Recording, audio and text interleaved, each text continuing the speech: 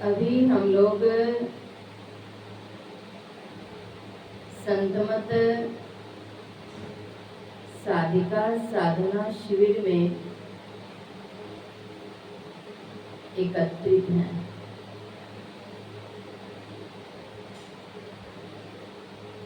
महर्षि में ही ज्ञान योग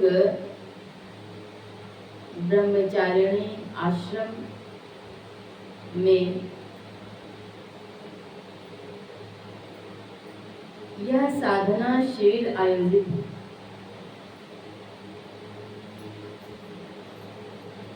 आज के बाद मात्र 2 दिन और शेष हैं।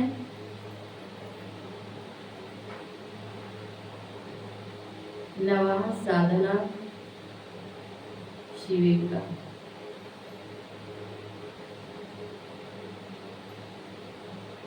इस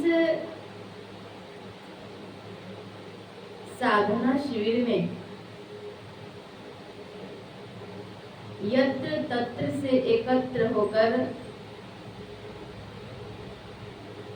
साध्वी एवं साधिका बहनें भाग ले रही हैं। जिन्होंने इसके महत्व को जाना, वे ही दूर दराज से भी आकर एकत्रित हैं।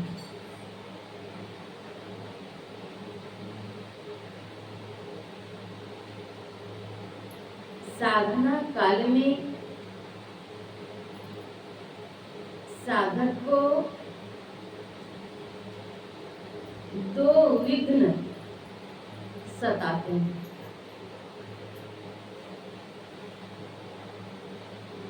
एक है आलस्य,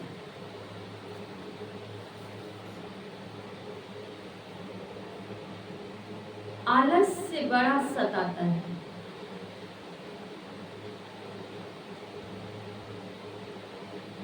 सत्संग सुन करके भी,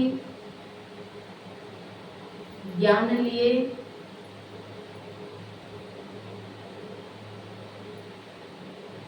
मन में संकल्प भी लिए और फिर कुछ काल के बाद विस्मृत होने लगते हैं, भूल जाते हैं। साधना काल में आलस्य बड़ा सताता है। आलस्यं हि मनुष्याणां शरीरस्थो महारिपु।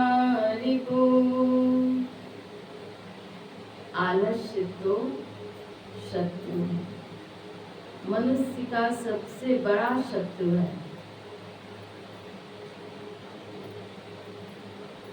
इससे बड़ा शत्रु और क्या हो। तो आलस्य को बुद्धि से, विवेक से, वैराग्य से दूर करें। और दूसरा है गुणावन। साधना करने बैठते हैं, लेकिन क्षण पलक में ही मन कहाँ चला जाता है, भटकने लगता है, भ्रमण करने लगता है। कहाँ का जल पी करके चला आएगा, कहाँ का फल खा करके चला आएगा, कहाँ से कहाँ भ्रमण करके चला आएगा। है यहाँ अमेरिका की सैर करनी है। संतों ने स्पष्ट निर्देश दिए। इसके उपाय के लिए संत कहते हैं कि जैसे ही मन भागे, तुरंत ही मन को वहां से लौटाइए। लौटाने में अगर विलंब करेंगे तो क्या होगा? वहीं पर वह नगर स्थापित कर लेगा। मन तो कहेगा कि कुछ और हिसाब यही कर लीजिए, जोड़ घटाओ गुणा भाग कुछ और कर लीजिए, मन कहेगा। और मन के बहकावे में अगर चले तो वहीं शहर बस गया। तो मन जैसे भागता है तैसे तुरंत ही वहां से लौटाइए और लौटा कर कहाँ ले जाइए? तो जो अपना ध्येय है ध्येय पर लगाइए। ध्येय क्या है? हम बैठे हैं साधना करने के लिए, बैठे हैं जप करने के लिए। साधना के भी 4 सोपान हैं। सबसे पहले मानस जप है, तो बैठे हैं जप करने के लिए और वहां गप चालू है।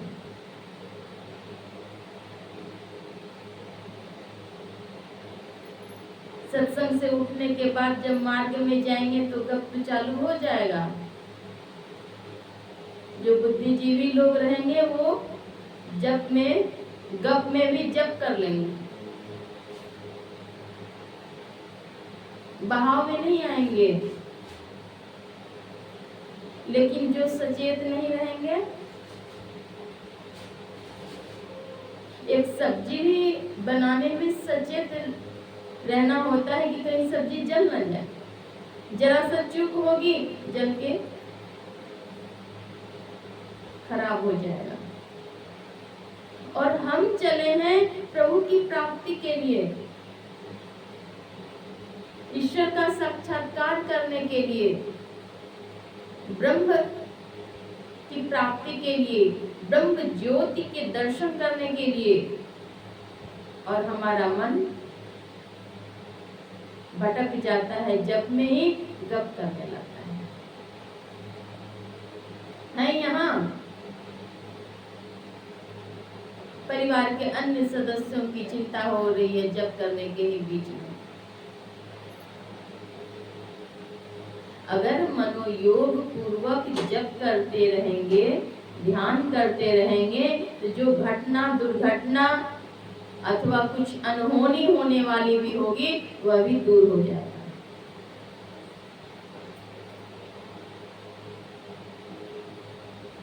मन को लगाएं जप में।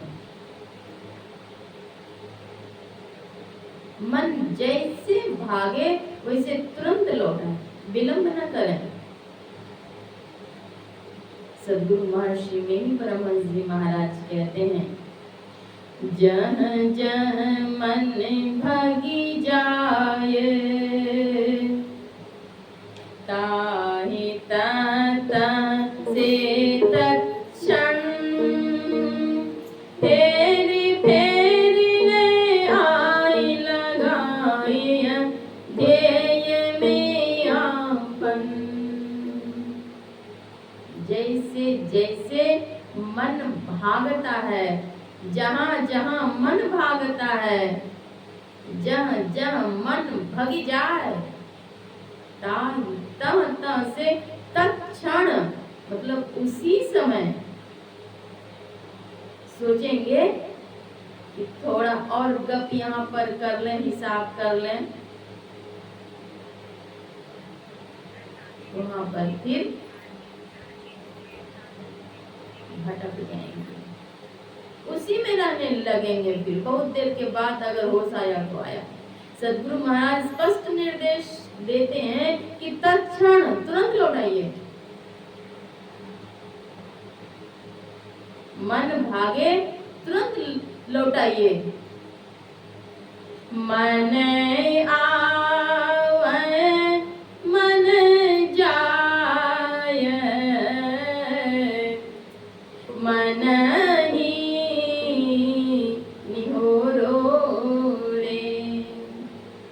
मन बुरा मन ताने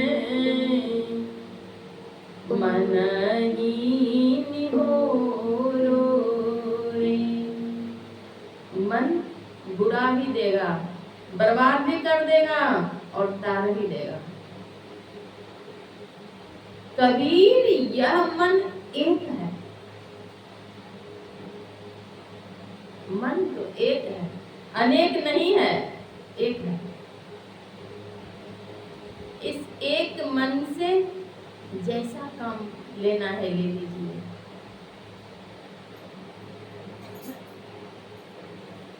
मन एक है, इसी मन से सुख प्राप्ति के लिए भी प्रयत्न कर लेते हैं और दुख के लिए भी प्रयत्न कर लेते हैं। मन में होता है कि यह सुख के लिए है, लेकिन कुछ कार्य ऐसे हैं जो दुखदायी है।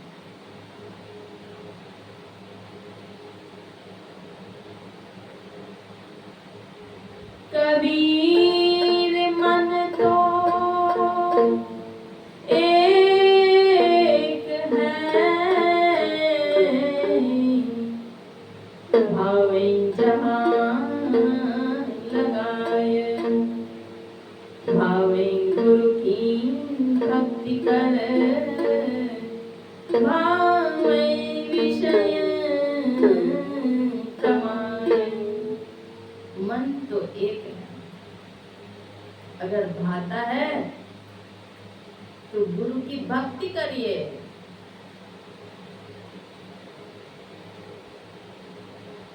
भावे विषय कमाए।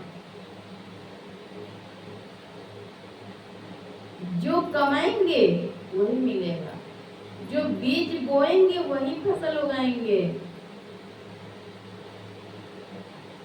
किसी के मन में यह भी हो सकता है कि मैंने इतने वर्षों से दीक्षा ली, अभी तक उन्नति नहीं की। साधक को यह चिंता भी सताती है, इतने वर्षों से मैं दीक्षित हूँ,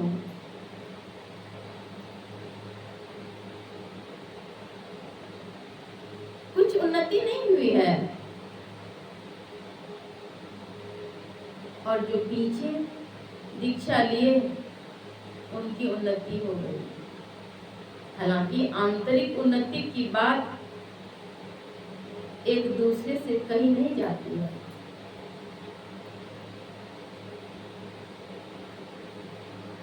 कुछ ऐसे भी लक्षण होते हैं जो कुछ प्रतीत हो जाते हैं।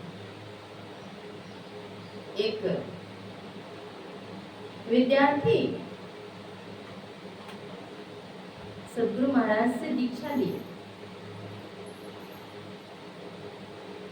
मनोयोग पूर्वक उन्होंने जप किया।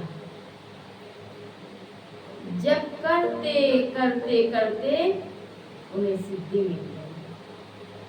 सिद्धि का प्रमाण यह था कि वे अपने बाएं हाथ पर कालिक पोत लेता, और कोई अगर कुछ प्रश्न पूछते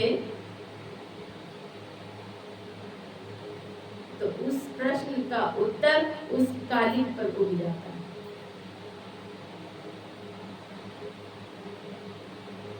यह बात जब हुई तो बहुत विद्यार्थियों ने सोचा कि अगली जो परीक्षा होगी विश्वविद्यालय में कौन सा प्रश्न आएगा। अगर पहले से जान जाऊं तो हमारे अंक अच्छे आएंगे। मालूम हुआ है कि फला विद्यार्थी उत्तर बतलाता है प्रश्न का, तो चलना चाहिए, उससे पूछना चाहिए कि अगली जो परीक्षा होगी उसमें कौन से प्रश्न आएंगे। विद्यार्थियों ने पूछा, उत्तर आया। इस प्रकार से अनेक प्रश्न के उत्तर वे बतलाने लगे। होते होते होते यह बात गुरु महाराज के पास पहुंची। गुरु महाराज मना करवाते हैं। वे उत्सुकता बस मानते नहीं हैं। फिर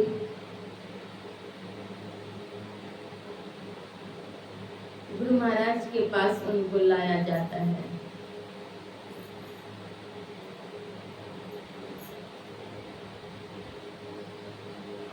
गुरु महाराज के पास काली वे पोतते हैं, इस बार काला का काला ही रह गया। दिखलाने की चीज नहीं है सिद्धि। तो जो जप करते हैं, मेरे कहने का मतलब यह था कि उन्होंने मनोयोग पूर्वक जप किया। जप करने से उसे सिद्धि मिली। तो जो करेंगे वही पाएंगे, जो नहीं करेंगे वो नहीं पाएंगे। जप करने से सिद्धि मिलती है, जपात सिद्धि। तो मन जैसे भागे वैसे तुरंत लौटाइए और जप में लगाइए। जप करते करते करते एकाग्रता आएगी।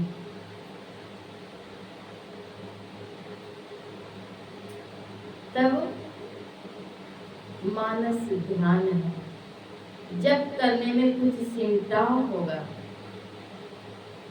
जप से पहले हम लोग जो स्तुति विनती करते हैं, वह स्तुति विनती भी मनोयोग पूर्वक करना चाहिए। मन कहीं, तन कहीं, वाणी कहीं, वो नहीं। विनती हृदय की गुहार है, हृदय की पुकार है, प्रार्थना मांग है। प्रेम भक्ति गुरु दीजिए, विनय कर जोड़ी, पल पल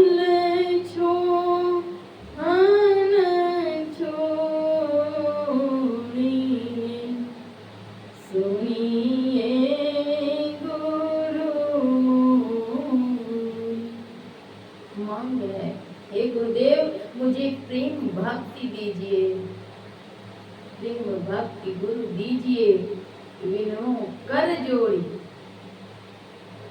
मांगते। स्तुति विनती में भी एकाग्रता आती है। उससे अधिक एकाग्रता जप से आती है। मानस जप के बाद है मानस ध्यान। इष्ट के रूप का ध्यान है, वह ध्यान करें। मन भागे तुरंत लौटाएं।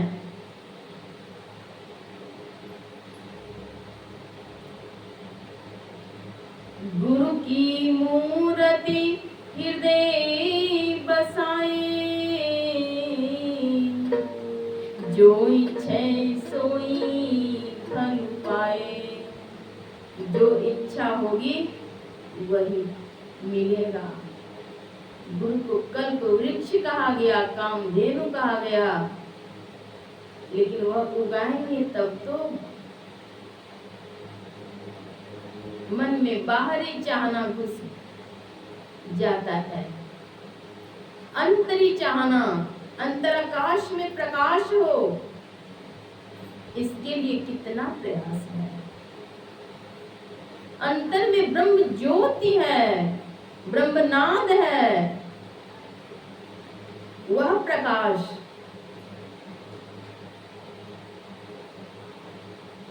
जिसे एक बार दर्शित हो जाता है, कहते हैं दर्शन उनके जिनके उर माही करें बड़ भागी।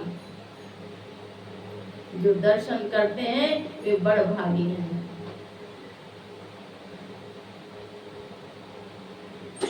तिनके तरने की नाव किनारे लाई। सत्संग में स्थिरता से बैठें, एकाग्रता से सुने। तन कहीं, मन कहीं, दृष्टि कहीं, तब मन तो भटकता ही रह जाएगा। इस कान से सुने, इस कान से निकल गया।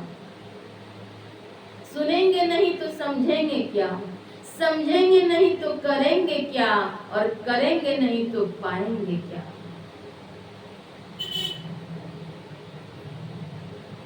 सुनिए और गुनिए। गुरु की मूर्ति हृदय बसाए। गुरु की मूर्ति को अगर हृदय में बसा लेते हैं तो जो इच्छा होगी, जो कामना होगी, उसकी पूर्ति होगी। इसके लिए क्या अलग से कोई टैक्स लगता है, पैसे लगते हैं, अलग से कोई परेशानी होती है? बैठे लेटे चलते फिरते काम धंधे करते हुए अपने इष्ट को बसाइए, उन्हीं का स्मरण करिए। मन तुरंत भटक रहा है, भाग रहा है, बहाव में जा रहा है। मन को समझाइए।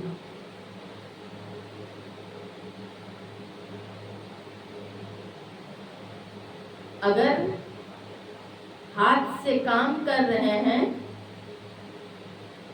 और मन से गुरु का नाम ले रहे हैं, उसमें हर्ज क्या है? लाभ ही लाभ है।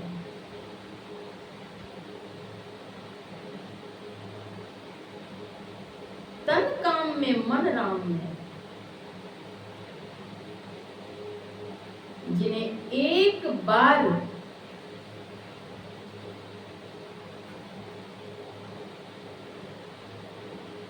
अंतर में अनुभूति हो जाती है, उन्हें बड़ा आनंद आता है। वह ब्रह्म ज्योति क्या है? प्रभु का प्रकाश है।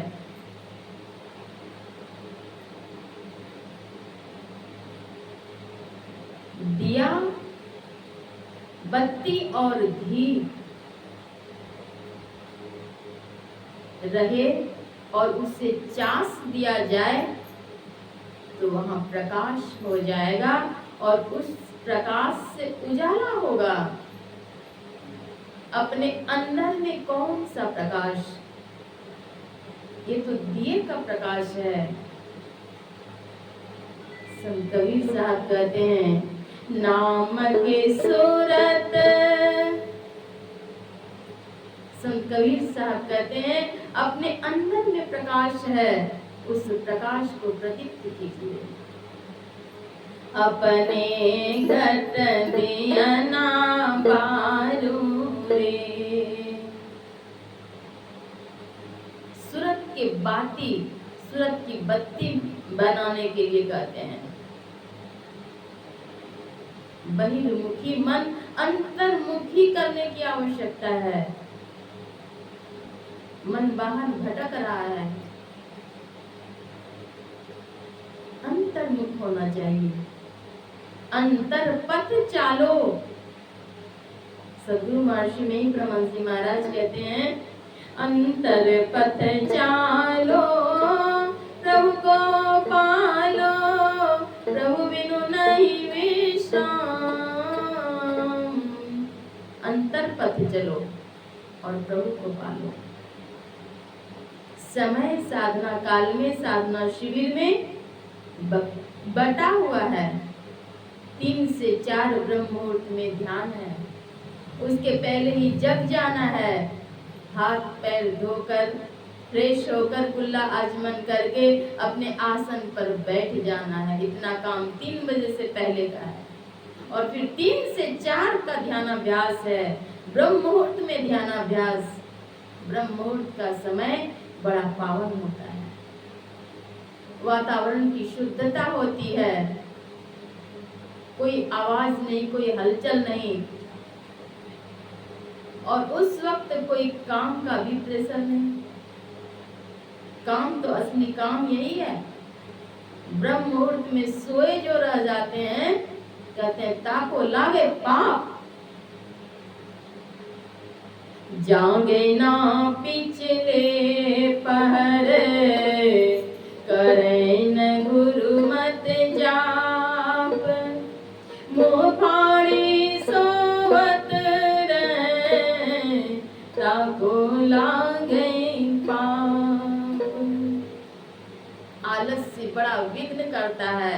उस वक्त तो कहता है थोड़ा और सो जाएं, थोड़ा और सोएंगे, थोड़ा सोने दीजिए। कुछ बहने कहेंगी सोने दीजिए थोड़ा सा, और मैं तो खींच करके उठा देती हूँ। जन्म जन्म से हम लोग सोते आए हैं। एक संत ने कहा कि बाल अवस्था में जननी संग सोया,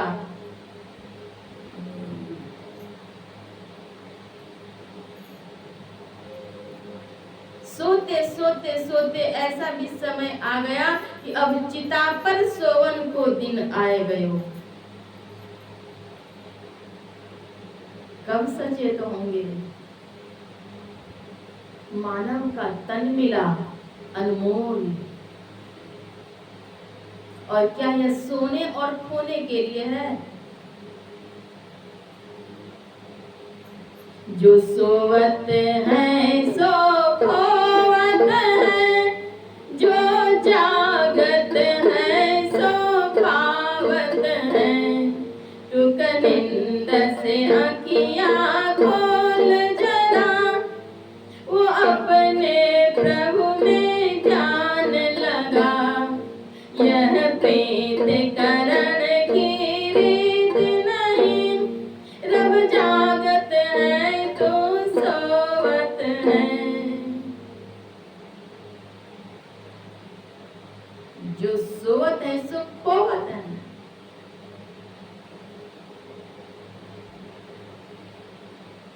एक संत ने कहा मोर भये अब जागू अभागिन, झाड़ू देहु अपन आंगना, मोर भये अब जागू अभागिन, झाड़ू देहु अपन आंगना, झाड़ू देहु अपन आंगना।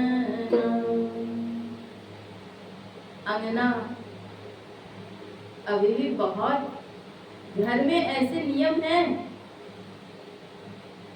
कि सूर्योदय से पहले माताएं जगती हैं, और जग करके सबसे पहले वे अपने आंगन में ही झाड़ू लगाती हैं। घर में पीछे, घर में पीछे झाड़ू लगाती हैं और आंगन में पहले, और झाड़ू लगा करके पानी डालती हैं। मैंने स्वयं देखा है। उसके बाद द्वार पर भी, और यहाँ संत कह रहे हैं कि अपने आंगन में झाड़ू लगाइए। अभागिन, अभागिन किन्हें कहा? सुहागिन किन्हें कहा? अभागा वह है जो कि गुरु वचनों में विश्वास नहीं करते। अभागे वे हैं जो गुरु की वाणी पर चलते नहीं हैं, और सुहागिन वे हैं जो कि अविनाशी दुल्हा को पाने के लिए सतत प्रयत्न करती हैं। वे हैं सुहागिन।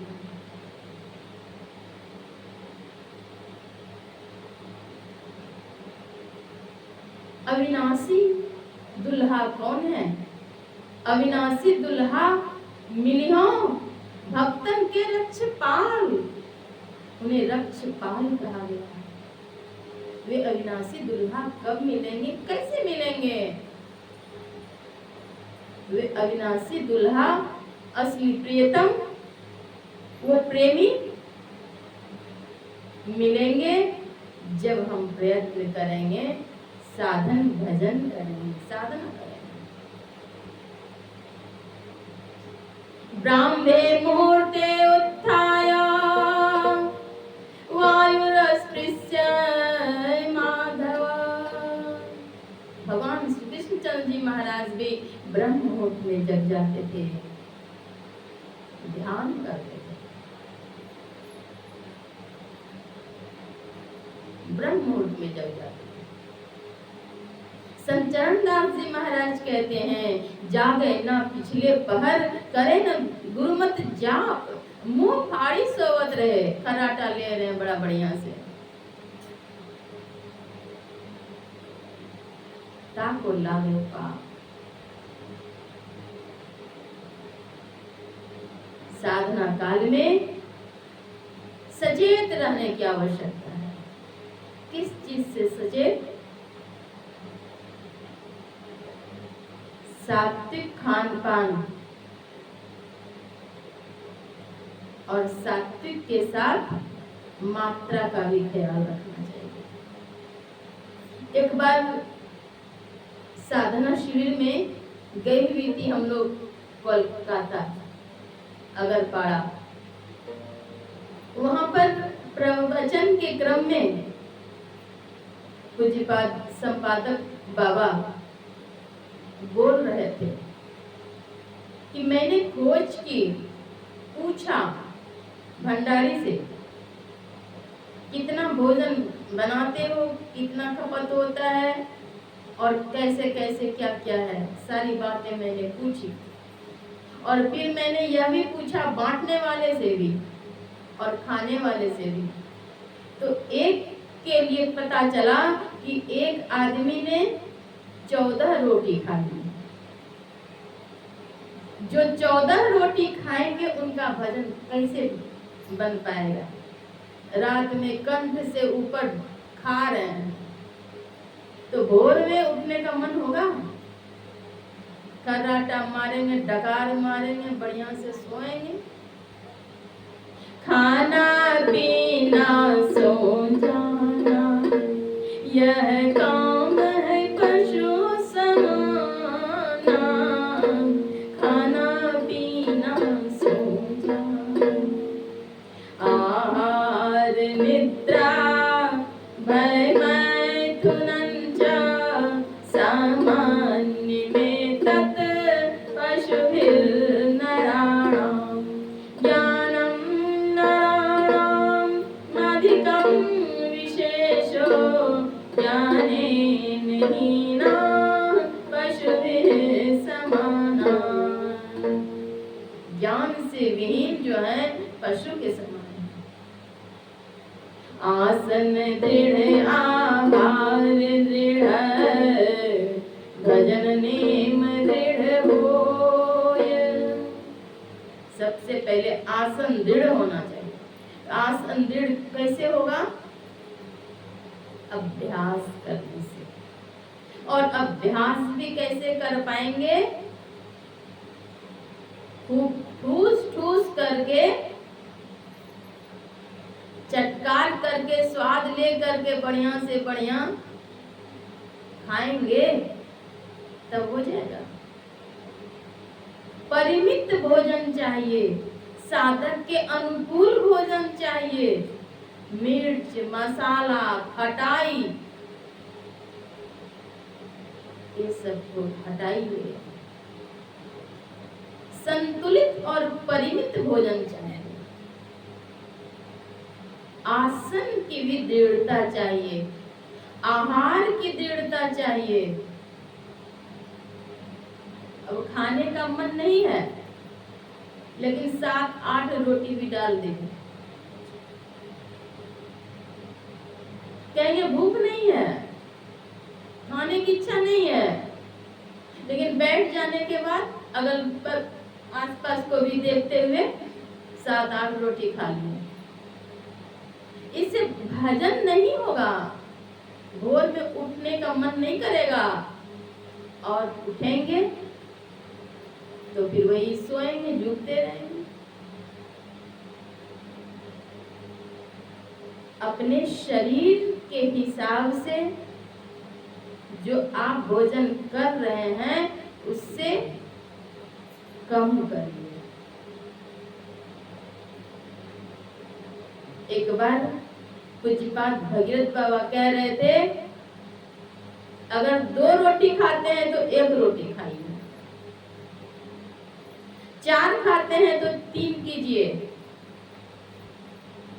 घटाइए, पानी डाल करके पेट भर लीजिए। उसके बाद रात्रि काल में ठूस ठूस करके अगर भोजन कर लेंगे, भोर में उठने का मन स्वाभाविक नहीं करेगा।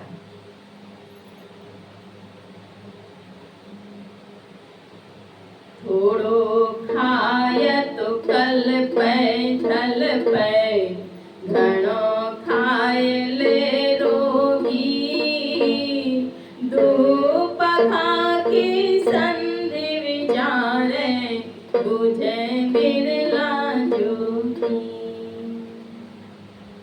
थोड़े खाएंगे तो कल्पेंगे, और बहुत खाने से रोगी भी बनना है। संयमित भोजन, खाए भी मरिए, अण खाए भी मरिए, गोरख कहे पूता, संयमी भी तरिए। खाए भी मरिए, अण खाए भी मरिए। संयम चाहिए। आसन दृढ़, आहार दृढ़।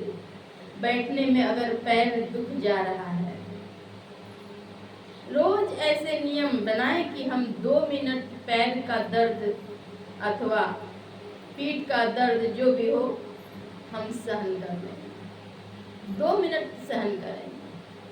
आज अगर 40 मिनट बैठने की आदत है तो आज 42 मिनट पर ले जाएंगे, कल 44 मिनट पर ले जाएंगे, परसों और बढ़ाएंगे, थोड़ा बढ़ाते बढ़ाते बढ़ाते बढ़ाएंगे। आसन दृढ़, आसन की दृढ़ता चाहिए। फिर आहार दृढ़, आहार की भी दृढ़ता चाहिए। तब भजन नियम दृढ़ होए, भजन नियम से दृढ़ता पूर्वक होगा तो प्राणी पावे कछुक। इसके बाद प्राणी कुछ पाएगा, और नहीं तो रहे विषय रस मोह। विषय रस, विषय क्या है तो विष है।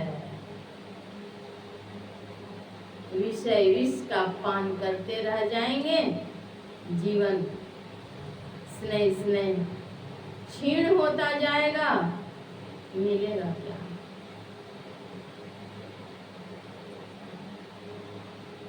जीने के लिए, शरीर की सुरक्षा के लिए खाने की आवश्यकता है, शरीर को चलाने के लिए आवश्यकता है।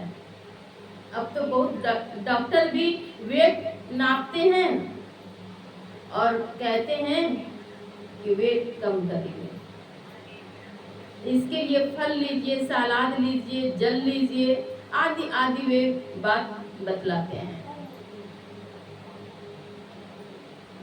भजन करना है तो भोजन सुधारो, भोजन सुधारने को।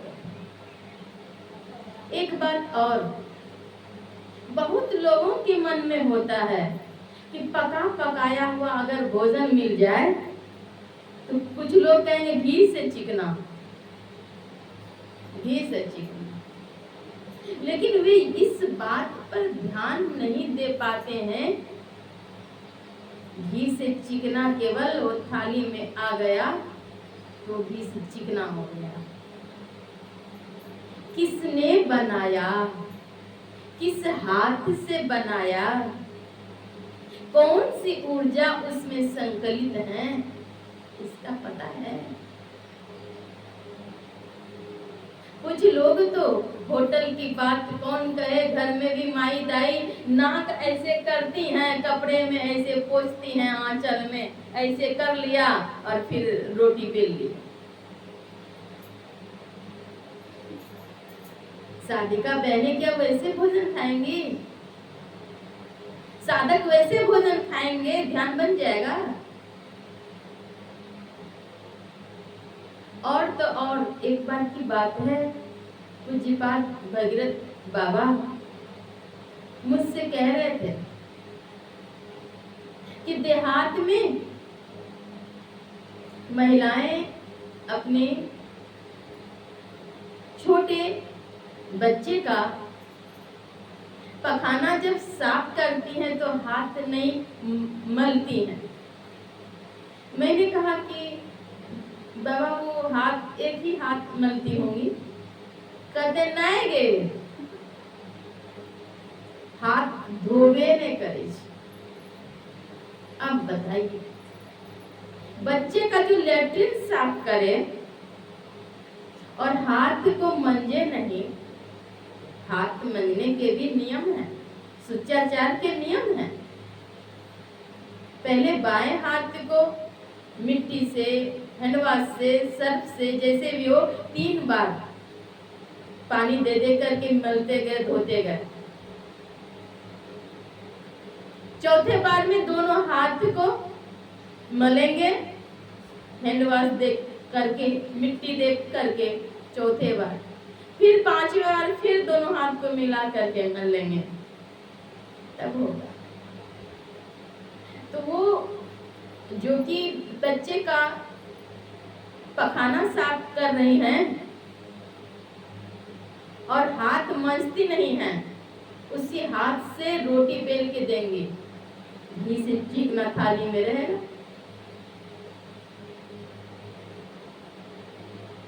कौन सा भोजन है, कैसे तैयार है, इस पर ध्यान नहीं देंगे, भोजन कहां से होगा।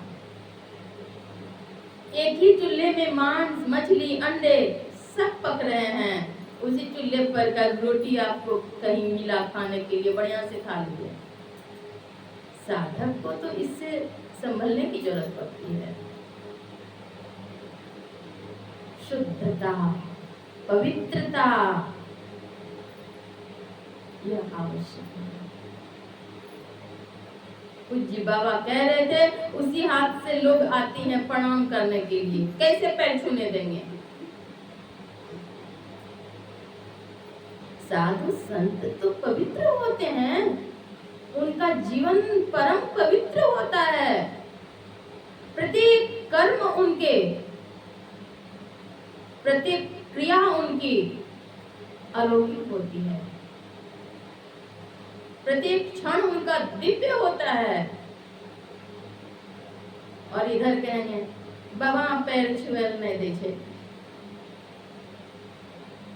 आप शुद्धता का पालन करिए। बाहरी शुद्धता की भी आवश्यकता है, फिर आंतरिक शुद्धता की आवश्यकता है। आंतरिक शुद्धता काम, क्रोध, मद, लोभ, इन सब चीजों से बच करके रहना पड़ेगा और फिर साधना करनी पड़ेगी, तब कहीं उन्नति होगी, तब कुछ मिलेगा। तब प्राणी पावे कछुक, तब कुछ मिलेगा, और नहीं तो रहे विषय रस मोह। किसने भोजन तैयार किया, कैसी कमाई का है। एक बार एक व्यक्ति सतगुरु महाराज के चरणों में आकर 50,000 रुपये उनके पावन चरणों पर रखकर प्रणाम करते हैं। सतगुरु महाराज पूछते हैं ये क्या है, कहां से लाया है। कहते हैं इसमें 50,000 रुपये हैं, मैं लाया हूँ। सतगुरु महाराज पूछते हैं कहां से लाए हैं। वे कहते हैं मुझे सिनेमा हॉल है, वहीं चलाता हूँ।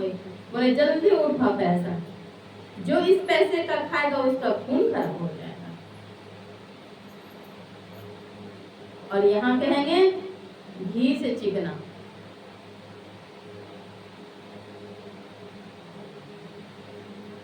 विचार गुरु की वाणी को हृदय में धारण करिए।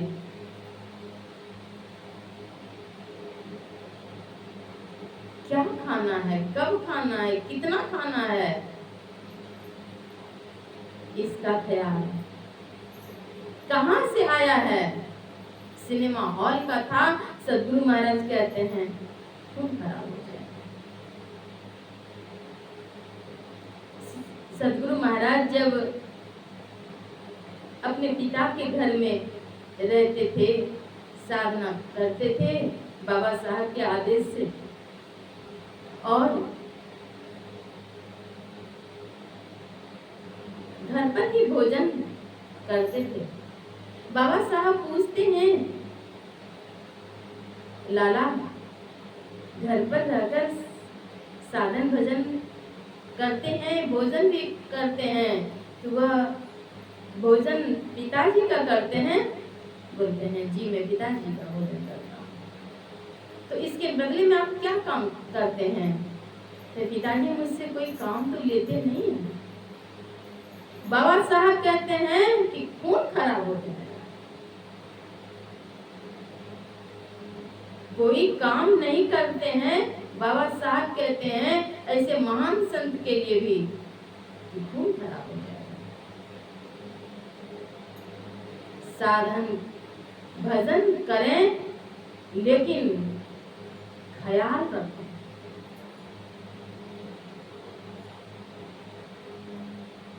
परिश्रम करने के लिए निर्देश देते हैं। हितभुत, मितभुत, ऋतभुत, ये 3 बातों को ख्याल रखें। हितभुत, आपके सामने जो थाली है भोजन की, आपके हित के लिए है कि नहीं?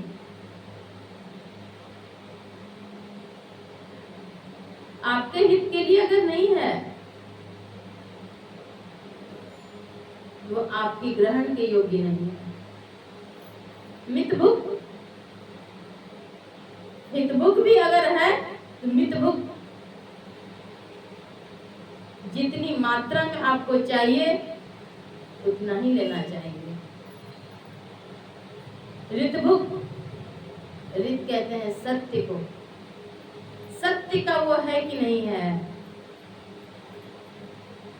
आलस्य के कारण मन करता है कोई बना के दे और बैठे बैठे खाएं, आलस्य के कारण। साधन भजन में आलस्य बड़ा विघ्न है, इसका ख्याल रखना चाहिए। भजन करना है तो भोजन सुधारो, सबसे पहले भोजन सुधारो, और ध्यान सत्संग के अलावा जो समय मिलता है उसको सेवा में लगाइए, मन को मानस जप में लगाइए, मन को मानस ध्यान में लगाइए। यह नहीं इधर गप किए उधर गप किए, कुछ फोन नंबर इधर लिए, कुछ उधर बात किए, कुछ उधर किए, कुछ उसी में रह जाएंगे। जिस कार्य के लिए हमने समय निकाला है, जीवन अनमोल है, उस कार्य में दत्त चित्त से लगे रहें। हर समय गुरु वाणी को याद रखें, गुरु चरणों को याद रखें, उनका गुणगान करें।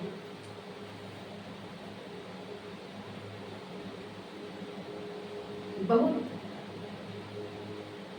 मेहनत की आवश्यकता है, और वह मेहनत आसान भी है, कठिन नहीं है। बहुत बोलने से अच्छा है एक गुरु नाम बोलते रहें। अपने जीवन क्षण को समर्पित करके गुरु चरणों में और उनके चरणों में लीन रहने का प्रयास करना चाहिए। यह शिविर में अभ्यास दिलाया जाता है, शिविर में अभ्यास दिलाते हैं। अभ्यास एक दिन के लिए नहीं है, अभ्यास निरंतर करते रहें, करेंगे तो पाएंगे।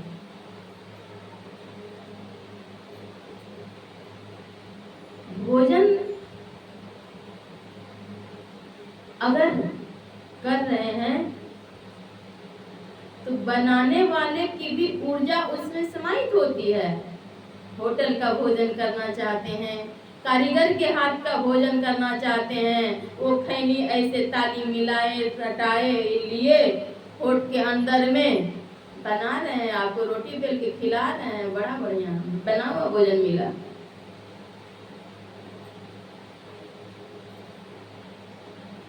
गुड़िया खाए हुए हैं, थू थू कर रहे हैं, कुछ थूक सब्जी के रस में भी मिला, चटकीला लगेगा, स्वादिष्ट, खाइए।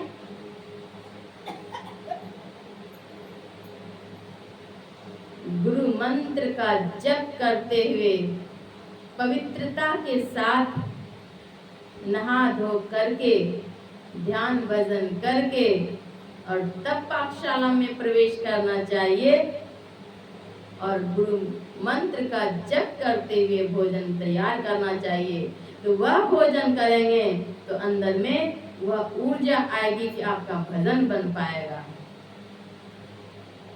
और यह नहीं कारीगर पुड़िया खा रहे हैं, थूक थाक कर रहे हैं, सब्जी के रस में चला करके